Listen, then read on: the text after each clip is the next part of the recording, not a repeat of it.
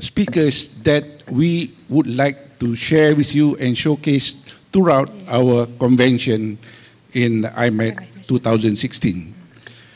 And this is one of the speakers that have been selected to deliver the first keynote address this morning.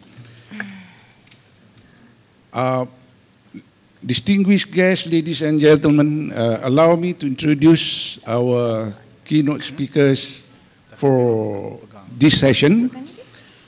Associate Professor Dr. Rosnani Mahmud, a very long experience in educational technology and expertise, technology-enhanced pedagogies in educational technology. She's from University Putra, Malaysia, and a very long experience and in-depth study in her own field. A little bit of biodata that may allow me to read biodata. Professor Madya Dr. Rosnani Mahmud is a senior lecturer in the field of educational technology at the Faculty of Educational Studies, University Putra, Malaysia. She is also the head of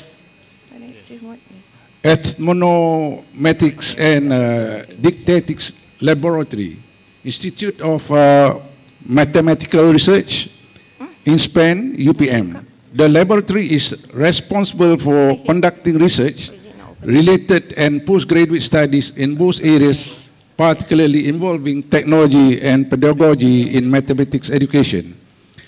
She obtained a degree in teaching of English as a second language, Masters of Science in Technology, Education Technology, and PhD in Information Technology Resources. Her teaching experience includes more than 10 years in school and years in a teacher training college before being appointed as an academic staff in UPM. She is a member of the Association of the Advancement of Computing in Education, AACE, and also a life member of Malaysian Educational Technology Association, and is actively involved with consultancy and training activities of pre-service, in-service teachers, especially in technology-enhanced pedagogies and resources. Her current researches and application of game-based learning, gamification, and augmented reality and hologram technologies is enhancing student learning. Distinguished guests, ladies and gentlemen, please welcome Associate Professor Dr. Rosnani. Thank you, Dr. Hashim. Bismillahirrahmanirrahim. Assalamualaikum warahmatullahi wabarakatuh. Ya, alhamdulillah. Ya, saya berdiri di sini di Alustar Kedah. Ya, jarang datang kemari, tapi alhamdulillah dapat datang kemari dan membentangkan kertas kerja di sini. Baik, saya berkhidmat di Faculty of Educational Studies, ya, dah lama, dan sekarang ni saya bertugas di Laboratory of Ethnomathematics dan Didactics in SPAM. Didactics itu ialah berkaitan dengan pendidikan matematik dan INSPAM ialah Institut Penyelidikan Matematik. Ya. Now, izinkan saya bercakap dalam BM in English. Ya. Tajuk hari ini ialah Digital Game Based Learning ataupun short form is DGBL, Issues and Challenges for Instructional Designers. The focus is on the instructional designers. Why ID? Okay. Basically, the interest is because we are the ID people. Okay. If we are educational technologists, we are trained to become IDs. And basically, as educators, we are also involved in ID. We design instruction and we design our instruction effectively. Yeah? Right. So my presentation will be in three aspects. I'll be looking from three different aspects, which is what is digital game-based learning, right? The issues, and the third one will be the challenges. And I end up with a research that had been done that look at how DGBL can be used for teaching and learning. Now, before we go to DGBL, we need to understand what are games. I'm sure everybody or most of us play games, at least online games. Can I have a show of hands? How many do play games? How many? Right. I'm sure there are many. Cuma segan dalam majlis ni nak cakap. Right? Even my young grandchildren, they like to play games. So gaming is very popular among students, our youngsters in school, among the Y generation, among the Z generation, in fact. Right? So I think this is a platform where we teachers, we educators can maximize the use. And these games can be digital or non-digital. Non-digital meaning those are in the analog form, the boardroom, like for example, board game and so on. And games can be for leisure and for entertainment. Normally it's for entertainment. You go online. I'm sure you are not thinking of whether I'll be educated or not. You go there because it helps you release tension. When I ask my students, my undergraduate students, my PhD students, do you play games? Yes, most often than not. Why do you play games? Oh, release tension. That's the most answer, yeah? Now, there's also the concept of edutainment, where we have education and entertainment. And many of the people outside, the people in the private sectors are capitalizing on the edutainment aspect. Okay? Many of the courseware that we see outside, the CDs that we see, they have this, they claim the edutainment, but actually the entertainment part is much more than education part, right? So we see that is lacking here. And all these games capitalize on the principle of play. Okay, we play games. Okay, bermain, yeah. And let's go back to the purpose of play. It is across cultures, everybody, regardless of ethnicity, regardless of where they come from, and it's beyond mankind. The animal kingdom, they use play to teach their young, yeah, to prepare their young for future when they become mature animals. And for us, they use play, yeah, to inculcate knowledge and skills, cognitive skills, how to learn, what to learn, affective, you know, we build their emotions, their attitude, and also their psychomotor skills. And of course, language and literacy, yeah, where they interact with one another in interpersonal skills. And where we learn to socialize with friends. Okay, I like to use Upin and Ipin here because I think I'm very proud of this development. Because wherever I go, especially in Indonesia, they will ask me, you know Upin and Ipin? Right? Because it's very popular there. And if we go to our way to Saudi, okay, on our Saudi trip, okay, there's the game there on the flight. Right? So it's taking, I hope, the world over. Yeah? So during play, we share, yeah, with friends, we build our own confidence, become assertive partner.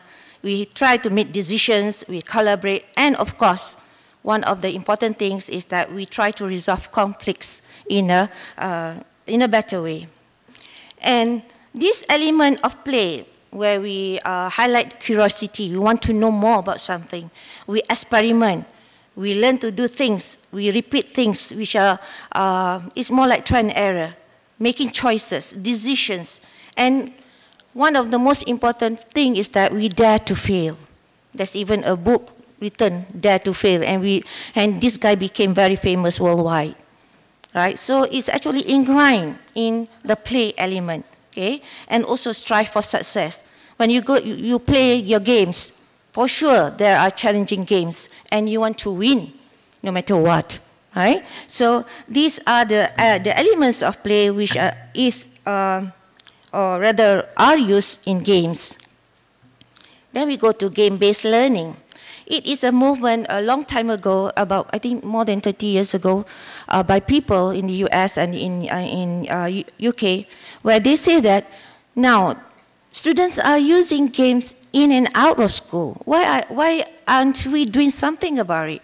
So there is this movement, the use of games, either digital or non-digital, to teach content or subject matter. Meaning that if you want to teach history, you can use games to teach history, geography, and so on. And it is a type of gameplay with stated or defined learning outcomes, meaning that the game has a purpose. It's not just to while the time or to fill up the free time. It is to achieve certain educational objectives.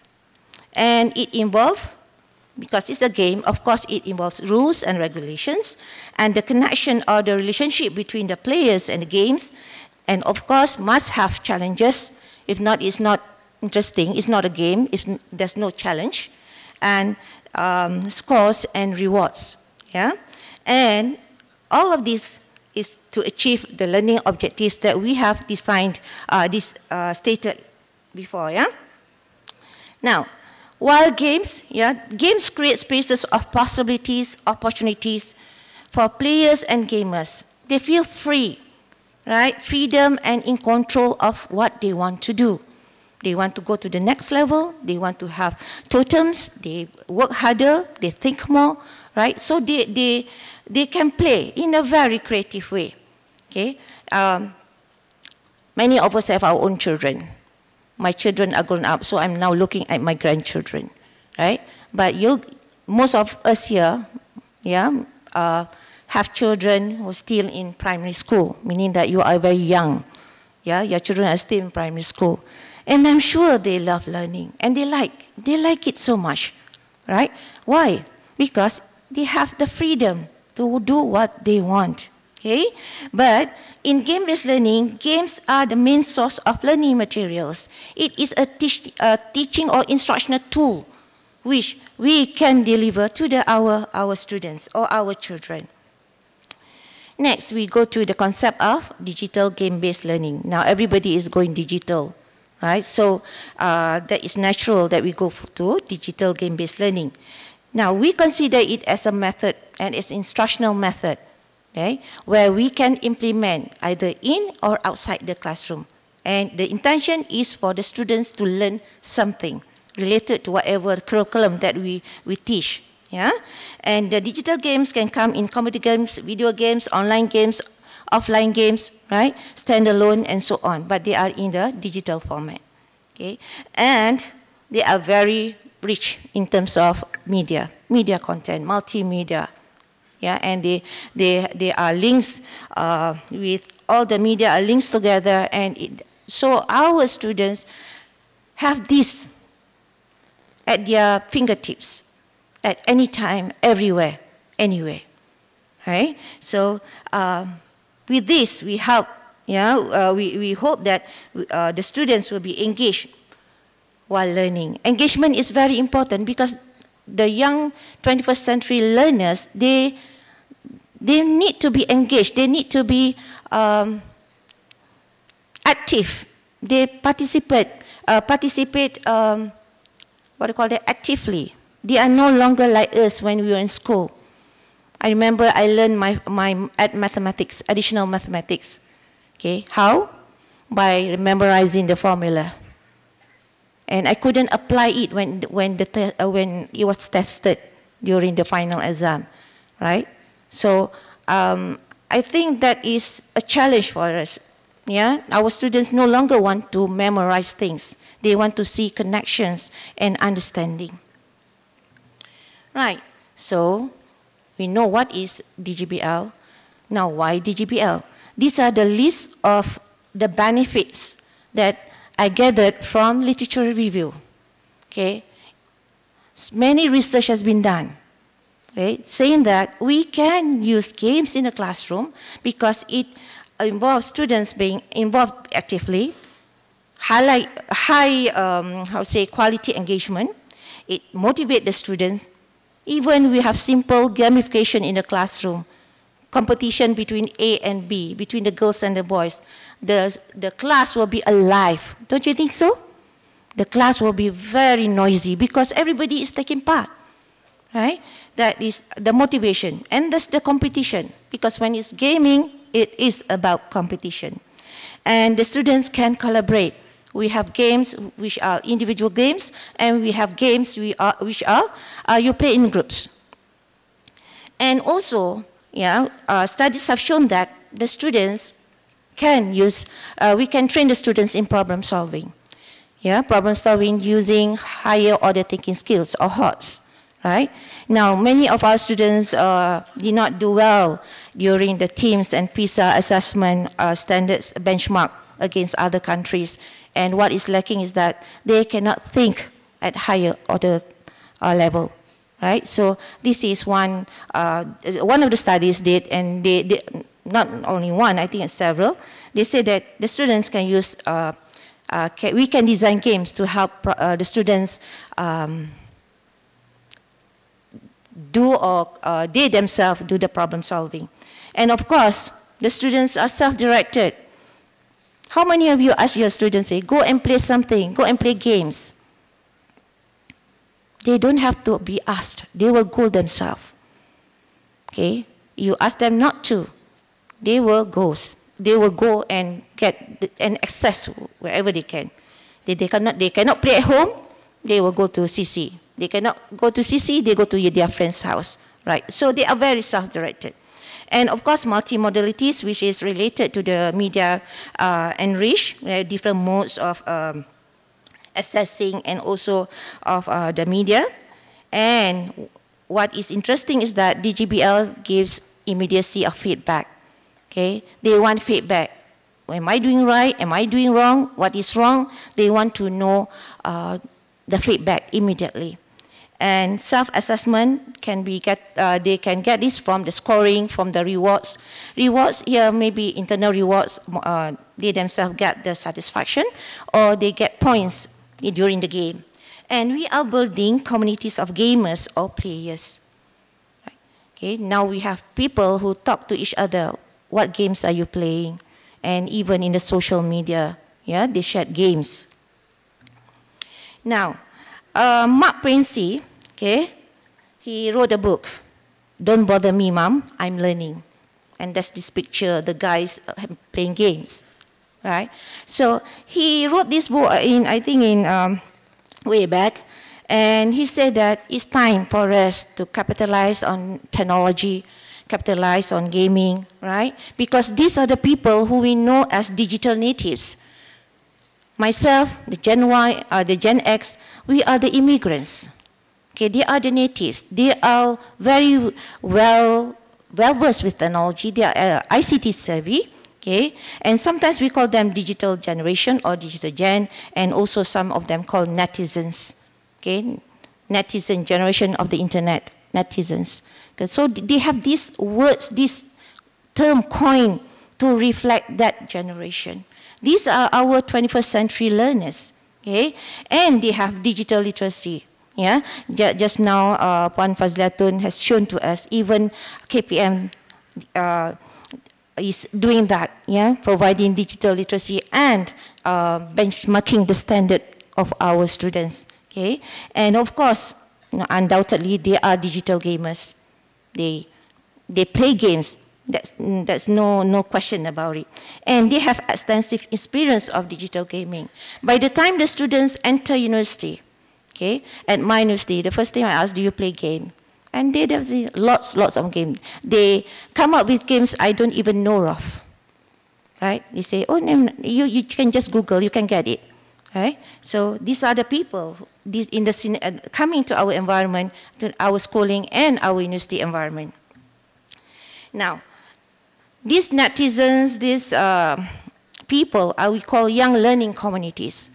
Okay, we have young practitioner, we have practitioner learning communities, we have young learning communities. Okay, and they think, act, and learn differently. Okay, just look at yourself and compare to your sons, your daughters. The way they act, the way they think. Sometimes things which we look at something very mundane, very simple. They say no, we look at it this way, from different perspective. And they need constant engagement, and of course, multiple streams of information. They are always multitasking. They have the headphones, they are watching the TV, their hands is doing something, the handphone is there, and they are doing homework at the same time. Just imagine that, yeah? And they need to frequently, they need to access frequent instant interaction with content, yeah? Sometimes, you know, they have these Web 2.0 tools, WeChat and everything, WhatsApp, which they will look at many times. I like the term used by Dr. Hadi just now, digital back channel. Okay, these people, group of people who don't like to talk to people, they just talk to their gadgets. Right? These are the people that I think we can help these people. Yeah. Now, I take this picture of the game of the brain because even the biology scientist people, they say that the brain of the students of our learners now is they think differently, and it is shown biologically. I don't know how, but it's been proven. To what extent, I'm not sure, but I think there'll be some effect because they are networking and interconnected. And of course, they have exceptional visual literacy and skills. You can see their hands always, you know, here and there, and they have even the touch screen, right? So they are more advanced than us. They are more advanced, right? Sometimes we learn from them. And they are capable of inductive reasoning, right?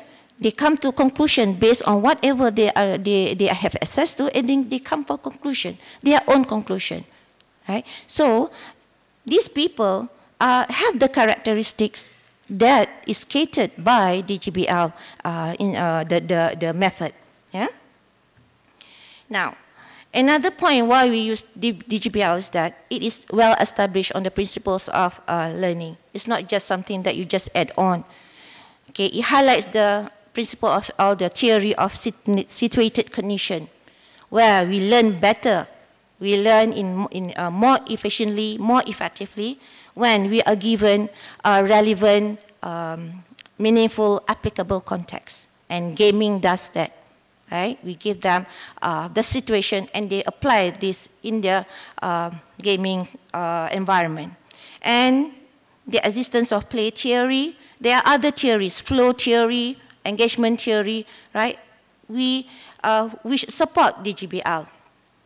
And we know that play is essential for development, especially for our children. Okay?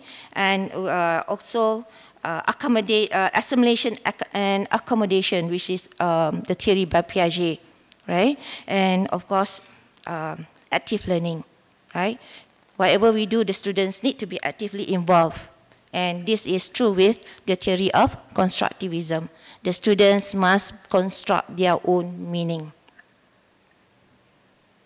Okay, and DGBL is developing and is developing very fast, and now we have the interactive technologies of augmented reality and virtual reality, and we have the hologram and so on, right? Right now I'm doing a research with two other faculties, developing games, developing materials, resource materials using augmented reality and hologram to teach the central nervous system for medical students, right? So actually we can use these realities, which is at our is a buffet. There's a buffet of technologies, interactive technologies, which we can have access to.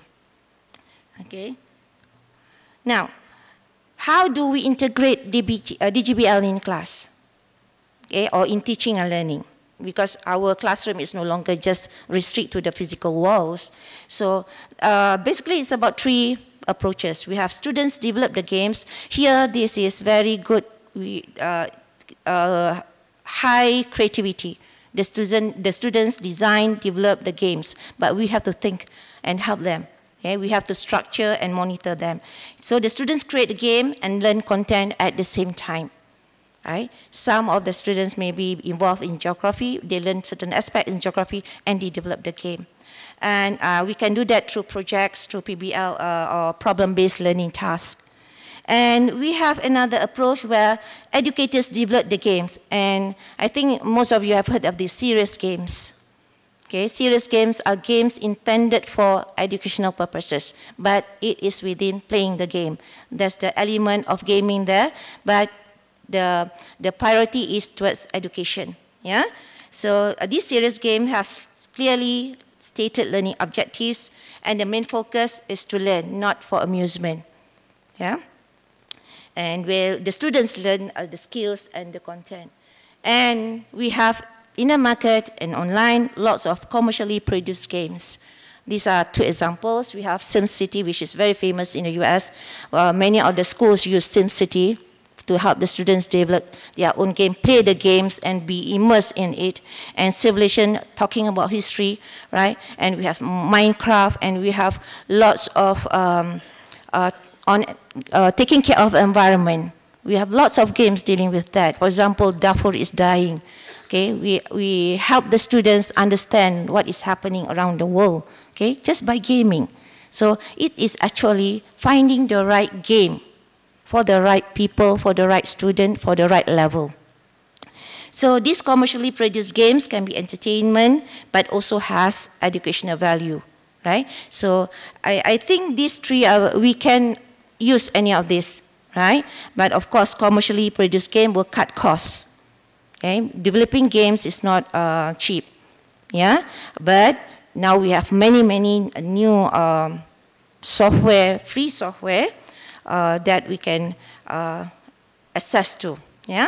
Now we know what games are, what DGBR and DGBL are. Now we go to the issues. Okay, how can we use this in the classroom?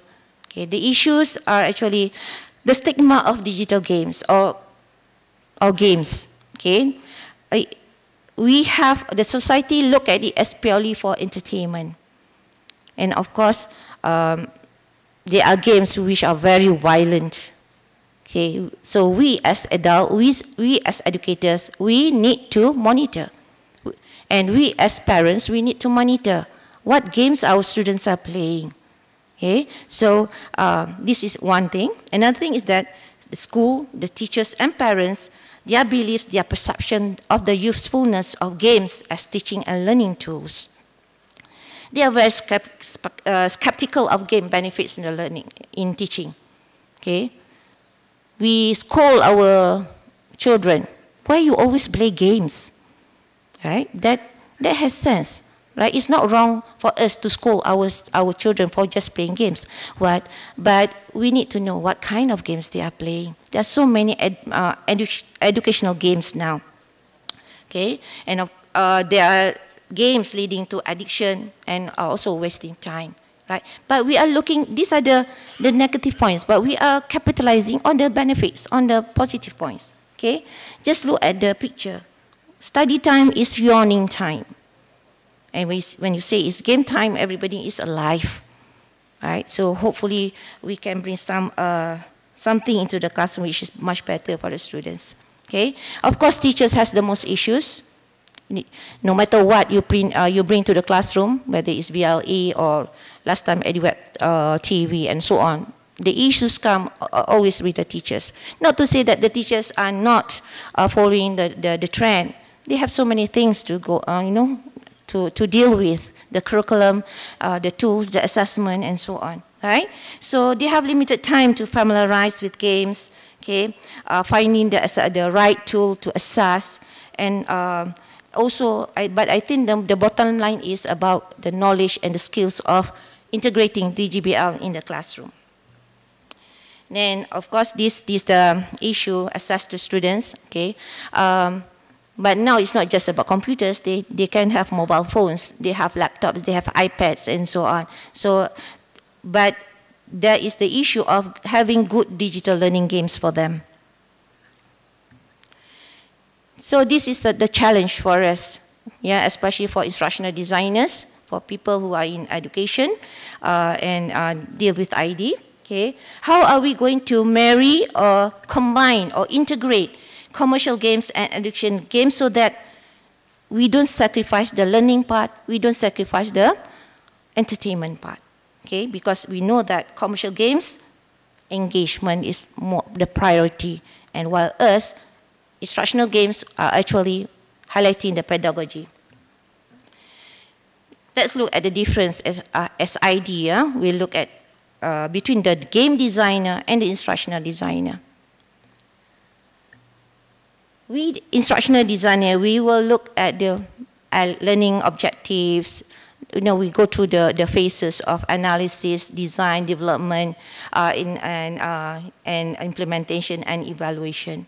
Okay, and we highlight this. We have to know the objectives, the curriculum, the learning theories, and of course the values, what we want to embed in it. Yeah, and many a time we lack expertise in how to design game. Yeah, or even how to appropriately utilize game component. Okay, I'm interested in designing games. That's why I get to know all this. Right? If not, I don't know what is game design all about. Yeah, so as game designers, they are looking into fun, how to make it more fun, how to make it more engaged. Okay, in terms of the storyline, what kind of genre you are using, the storyline, the types of games, adventure, is it just a descriptive or is it drill and practice? Yeah, and talking about rules, rewards, and graphics. Yeah, they will produce excellent game designs. Okay, but high in game design, but maybe low in learning content, and vice versa. Okay, and this is we look at the differences when we look at instructional system development and game development, right? On the ID part, we look at, you know, we have the 5 steps. Yeah, analysis. We look who are our students. Okay, the design, development, where we develop the materials, the games, and implementation, where we implement and use it in a classroom for the students to learn. And then we have summative evaluation. We have summative, formative evaluation because we want to look at the impact and how we can improve on this learning. So that is how we look at it. But for the game development, they will look at these phases.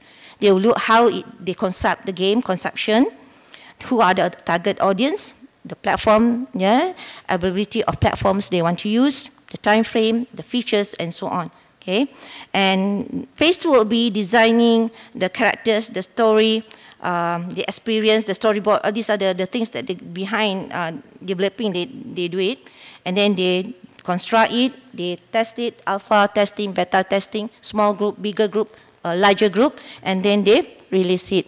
Okay, meaning that they go publish it online, or if it's online, okay, and then they have a post-mortem of what to be improved on. Right? So there is this challenge of combining engaging game design with learning objectives and curriculum. We know students love to use the computers, students love to use the mobile phones, the iPad, the tablets. So how can we create a game environment that is adapted to learners' abilities?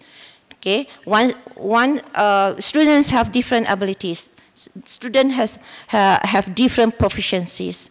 So gaming, yeah, we can create different levels for different students where they can choose which level they want to be and which content they want to learn. So learning is no longer linear, it is non-linear. Right? So I get this from CRES. Yeah, CRES highlighted that it's very important to align game and instruction because the LOs, the learning outcomes from games, are influenced by how instructional methods and strategies employed in the game. As you can see, okay, the instructional method, the educational part is priority. Then only we go to the game strategies, game mechanics, and so on. Okay, so the act of playing and succeeding at a game should draw directly, yeah, the knowledge or skill the games was designed to teach. So we embed all these skills, this knowledge, the content that they need to know inside the game. And another challenge is overcoming cultural barriers with school and parents. The parents don't allow the students, the parents don't really look at the educational value of games, but they know their children are playing games. And they couldn't stop it. Yeah? And the cost associated with developing a learning game, Okay, when we use game developers, when you use private companies, of course, that will incur costs. But we can minimize that with the free software. Yeah. And game development requires certain knowledge and certain proficiencies. And all this can be learned. But for me, the most important thing is you have the attitude to learn. If you want to know about it, you don't want to get left behind, you need to know. So you make all you yourself, direct yourself to get all the skills and the knowledge. Okay, but the Institute of Play highlighted the importance of collaboration in game design, right? We can collaborate in terms of the curriculum designer, the game designer, and the teacher can collaborate, come together, and come up with good educational digital learning content, learning game, where it catered both to education, it catered both to games. Right, these are some of the free and easy development software: Spoder, GDevelop, GameSalad. Right now, one of my students, my master student, is looking into GameSalad, coming out with game software for mathematics. And we have Stencil, GameMaker. Okay, my PhD student has used GameMaker. Right, this GameMaker is among the pioneer games, yeah, and host of other software we have online. Now, then we go to teachers as game instructional designers. We are already designers, instructional designers. We think of our student, we construct, yeah, our instruction so that the students learn something, right? So why not we as game instructional designers? Okay, because we have the content and we are the content and pedagogical experts. Okay, we know what the students want to learn. Yeah, and we have the interest and the motivation, and we collaborate. This is not one person affair. It can be a few group of teachers, a school, right? Collaborate together, and we can help the students learn in design thinking. They think and they design whatever they want, but within the context of learning. And this can be used as effective instructional tool. Okay, so we are not looking just at the product, we are looking at the process, the students learning. Okay, so when we design games, we think of the accessibility to learners. Yeah, whether they can access it easily or not. Okay, and we can make it inquiry based. They want to know about something, they keep on going, right? And problem-based and also feedback-based, okay? Because these are the elements for learning. If they just learn and learn without knowing where they are, without getting any feedback, then it will be no use. So lastly, I want to talk about a research which I do on serious game. A group of us, we receive ERGS, Exploratory Research Grant, yeah, and we come up with this design and development of 3 types of online maths game for problem-solving games. Fraction. We know that students in the primary school, they have problems learning fractions and especially problem-solving. Yeah, so this can be accessed freely online. That is the IP address. We call it Adik Bijak Pecahan number 1 and number 2. These are actually to differentiate. Okay, the first one, drill and practice. Okay, because this group of people, there are about 90 over students involved in this research. Drill and practice serves as the control group, and we tested on the routine problems and non-routine problems. Now, routine problems in maths are problems that have direct, that have one easy answer or one answer. Non-routine problems is that you have many ways of solving one problem, right? So you may have different answers, but the answers are the same. For example, 1 can be equivalent to 4 over 4, yeah? Or 75% can be equivalent to 3 upon 4. It's that kind of thing, yeah?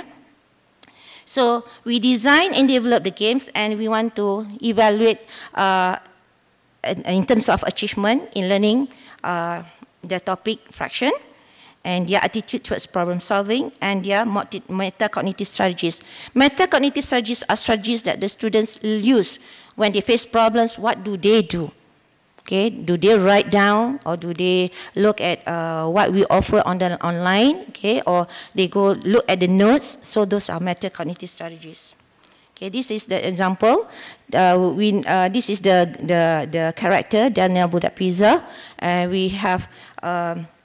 We have lots of levels where the students can have access to the scoring, the games. The students know where they stand and they can continue playing and so on. This is an adventure game and is using the maze kind of game. Yeah. Now we use ADID model, which is a general model. Everybody knows it. And also we combine with computer game design and Polya problem-solving model. We know Polya suggests that there are 4 phases. When the students solve problem, they must be able to understand it and then think of what want to do and then implement it and then check whether they are doing the right thing or not. Surprisingly, when we did the analysis, the prior analysis, to students' learning, the students did not follow the 4 steps. They just look at the question, they do the algebra, they do the solving, and that's it. 2 of the steps they did not follow, right? So that's why they are not doing well in problem solving. And we use Adobe Flash, yeah? So we come up with a model, computer game instruction design model, and we have copyrighted it. Right, this is one of the models that we come up with, where we combine pedagogy and computer game. Okay, we have at the analysis phase, we have pedagogy in terms of we look at learning objectives, the tasks, and we look at the mathematical problems, problem situations, the strategies that we want to provide to the students, and also then we involve the development and implementation. Okay. While the computer games, the concept, game elements, the storyline, and so on, we have the game developers. Yeah, and of course we have the evaluation, formative and summative evaluation. So this is what we do in the experiment for about 12 sessions. Students were exposed to routine and non-routine problem solving based on Polya's model. So we have for understanding, plan, strategy, execute, check, and reflect. And we have meta-cognitive strategies. We want to see what kind of meta-cognitive strategies that they employ. And this is the result. Yeah? Students were exposed, meaning that the students in the 3rd group, in the non-routine group, they perform much, much better, than the control group and the routine group. Yeah? They perform better in the test. They show more positive attitude towards problem solving, and they apply more cognitive strategies. Okay, so we can see that the game is helpful. Yeah, and what can we conclude from this? Yeah, the findings say that we can use digital learning games to teach and scaffold students' learning. Yeah, and the emphasis is still on learning while maintaining the element of fun and teachers or educators, we can become game instructional designers. Right? So as a conclusion, we as instructional designers, we need to be prepared for the new learning environment. Yeah, we have Web 2.0 going to 3.0, 4.0, and so on, personalized learning environment, and we have the realities coming in, virtual, augmented, hologram, and we need to use these new technologies for learning, catered to the needs, at the pace and speed of the learners who are the digital natives accustomed to. Now, mind you, one game or not all games are good for all learners and for all learning outcomes. Okay? If we cannot develop our own game, it is up to us to choose. Okay? In the Azure model, selection of media. Okay? We can adopt, adapt, or develop. So selection of media is up to us. So the same thing goes to selection of media. If we don't have time to develop our own, we can use commercially or just what's in the market. And high time we have more serious games available. Yeah, it's more serious games that educate, learn, challenge, bring excitement. Yeah, and this will allow for more choices of good digital learning games for the students. Yeah, and this is the role of instructional designers to materialize this. You know, collaboration, networking, and also having smart partnerships with game developers, especially in the private sectors. Okay, with that, I thank you very much. So this is about DGBL, and I hope it is something that is worthwhile hearing, and you can find a place for it in your repertoire of instructional methods. Thank you very much. Assalamualaikum. Waalaikumsalam warahmatullahi ta'ala barakatuh. I can feel the heat of intense concentration, but I can also see some vibrant nodding of head. Angguk, maknanya dia faham. Jadi saya rasa semua dapat manfaat dan terima ilmu daripada yang dibentangkan oleh Profesor Mahdia Dr. Rosnaini. But I'm not going to attempt to summarize in full, but I'm not going to confuse you more. But I heard last time our teachers and our lecturer used to say, if you cannot convince them, confuse them. But I'm not going to confuse you more. Okay, dulu kita duk dengar mak kita, bapak kita, jangan duk main saya pergi, jangan duk main saya pergi belajar.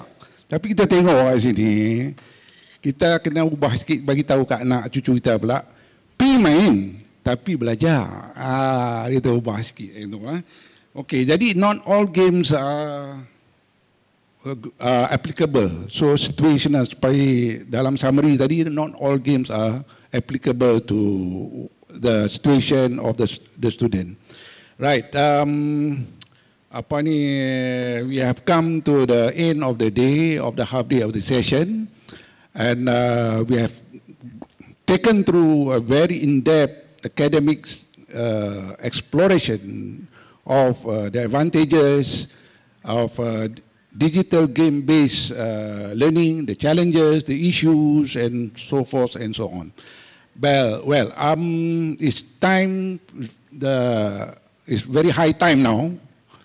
So I give a little bit of time.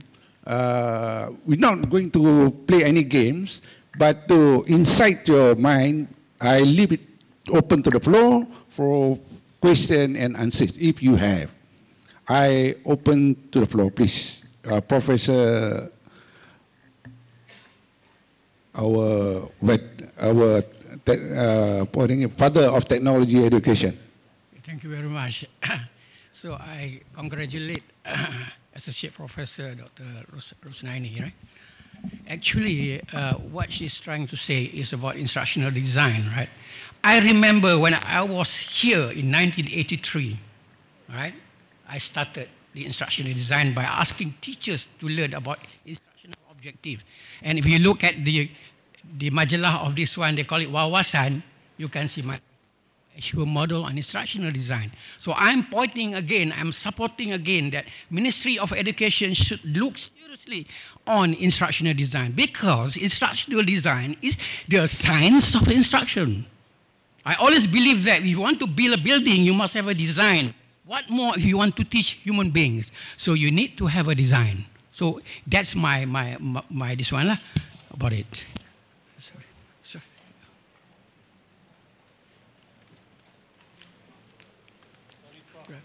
Your question. Thank you very much. Sorry.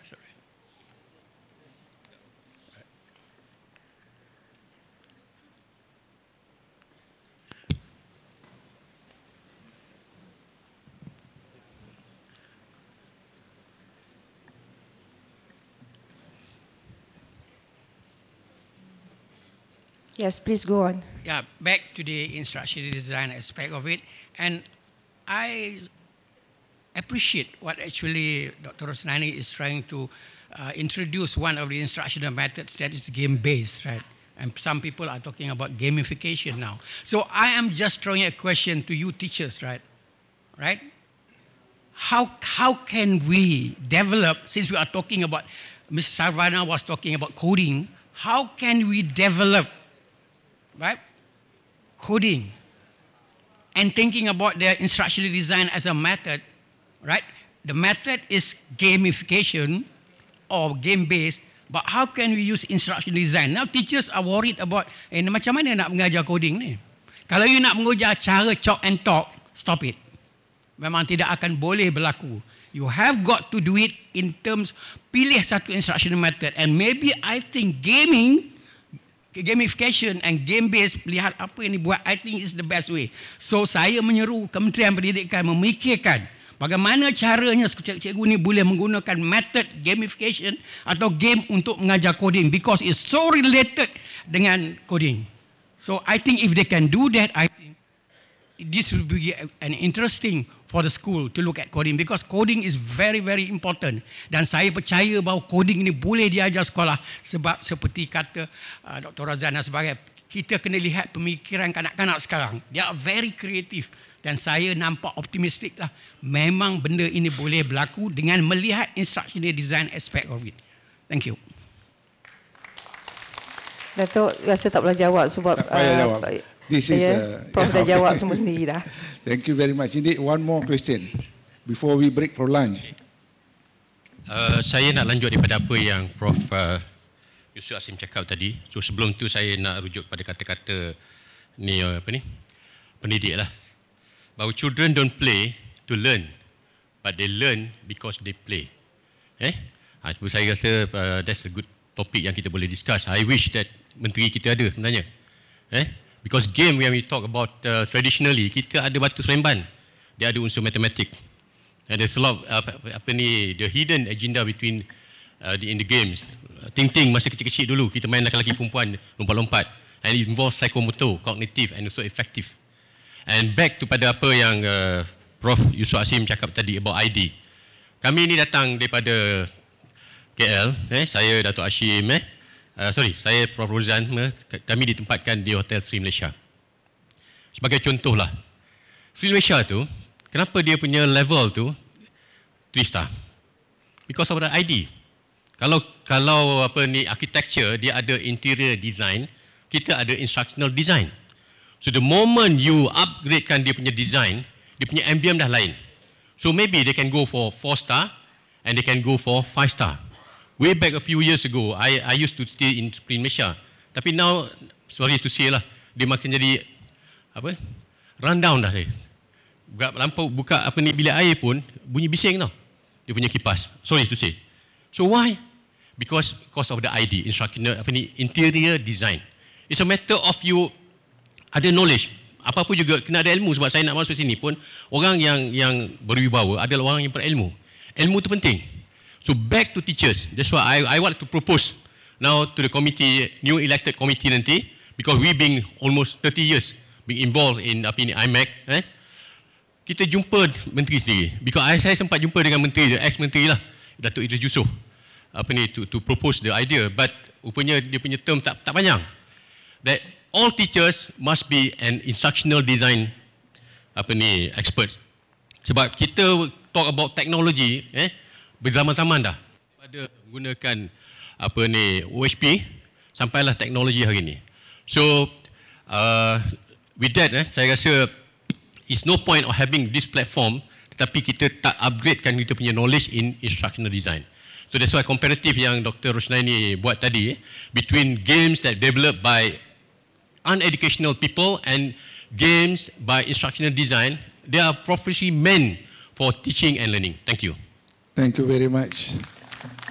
I think it's a bedtime story. Professor Dr. Arif and Professor Dr. Rosnani have some similarities, not in ideas, not at home, but it's also on everywhere they go. For your information, they are both husband and wife. Thank you very much for sharing the husband and wife ideas. Inside us, inspired us for sharing us the ideas and knowledge. I think, yes, one more question. So MC gave me authority to give one more last question. But I don't want to have a break, but one more from the floor. Still have ample of time. Oh, yes, please.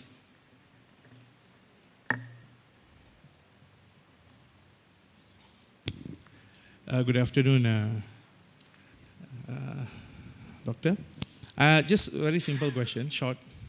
Do you think that digital game-based learning or coding should be made as an exam-oriented question or as an exam question in SPM or STPM? No, I don't believe in that. To me, once you make it into an exam question, the students will just learn for the sake of going through exams, and then they forget all about it. But if you make it into something that they enjoy, they like it. For me, coding is good. Well, at first thought it was like, wow, it's a tall order, but actually it's good, right? We teach them at a young age because they are very good in terms of technology, right? But I'm an educator, and we don't go for this kind of A's. I believe in the process, not in the outcome in terms of the A's. That's all. Thank you. Thank you very much, Doctor. I have one more very, very special. I'm not going to hold you anymore. Please allow me to give one more. Mr. Sanusi. Yes. Yes. Short, brief, sweet, yes. but not stupid. Okay? Yeah, sure. Okay, thank you very much, Associate Professor Dr. Rosnani. It was a very inspiring keynote address. Thank you. My question is based on the present situation in schools, whereby we find that one of the KPIs in our dialog prestasi, which is a concern among those in the jabatan as well as in schools and so on, is the attendance of students. Okay, we find that attendance of students in school is a big issue.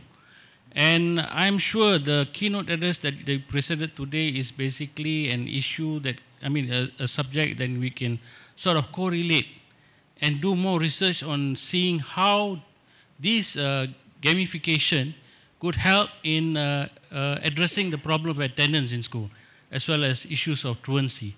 Thank you very much. Right. Actually, DGBL and gamification, they share some elements, but they're a bit different. Gamification is taking the elements of game in a non-gaming context. What I'm talking is about in the gaming context, right? But both are good approaches to invite students to come to the class. I shared you one experience with one school in Hulu Langat, Selangor. It's not about digital games or what, but it's about the students involving in games, physical games. This group of people in the last class, they were not performing well in academic work, right? But when the teachers asked them to come for activity by uniform, right, that kind of co-curricular activities, they are present. They did not come in the morning, but in the evening they come. So why is that? There is some abstraction, meaning that they want something different. It's not just the mundane teaching in the classroom, looking at the teachers, looking at the whiteboard, the green board or whatsoever. Right? So I think, Aji, I appreciate the response. Maybe we can do some research, more research into this. Thank you. Right. A sign of appreciation, please give big round of applause to Professor my dear Dr. Rosnani. And above all, big round of applause for all of us for staying until the end of the session. Thank you very much indeed for lending me your ears. Thank you.